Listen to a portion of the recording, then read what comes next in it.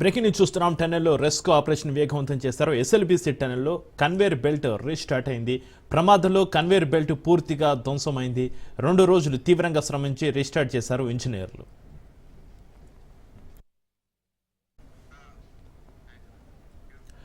ఇక టన్నెల్లో భారీగా ఓటు నీరు ఉబ్బికి రావడంతో పాటు బురద ఎక్కువగా ఉండడం, మట్టి పిల్లలు కూలుతుండడంతో పనులకు ఆటంకం ఏర్పడుతుంది. టన్నెల్లో తవ్వుతున్న చోట నీరు ఉబ్బికి వస్తుంది. దీంతో భారీ మోటార్లు ఏర్పాటు చేసి నీటిని బయటకు తరలించే ప్రయత్నం చేస్తున్నారు. గ్యాస్ కట్టర్ల ద్వారా టీపీఎం మిషన్ కట్ చేస్తున్నారు. కట్ చేసిన భాగాలను లోకో ట్రైన్ ద్వారా బయటకు తరలిస్తున్నారు. టన్నెల్లో NDRF, SDRF, Singareni, rat hole టీంలు రెస్క్యూను నిర్వహిస్తున్నాయి. ఇక సిబ్బంది కన్వేర్ బెల్ట్ను సరిచేసే పనిలో ఉన్నారు.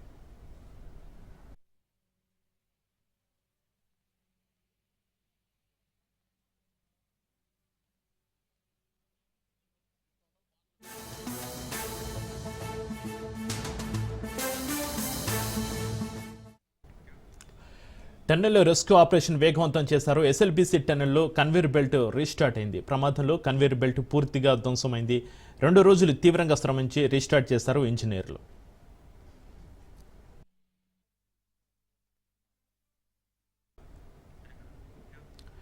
ఇక టన్నెల్లో భారీగా ఓట నీరు ఊపికి రావడంతో పాటు బురద ఎక్కువగా ఉండడం, మట్టి పిల్లలు కూలుతుండడంతో పనులకు ఆటంకం ఏర్పడుతుంది. టన్నెల్లో తవ్వుతున్న చోట నీరు ఉబ్బికి వస్తుంది. దీంతో భారీ మోటార్లు ఏర్పాటు చేసి నీటిని బయటకు తరలించే ప్రయత్నం చేస్తున్నారు.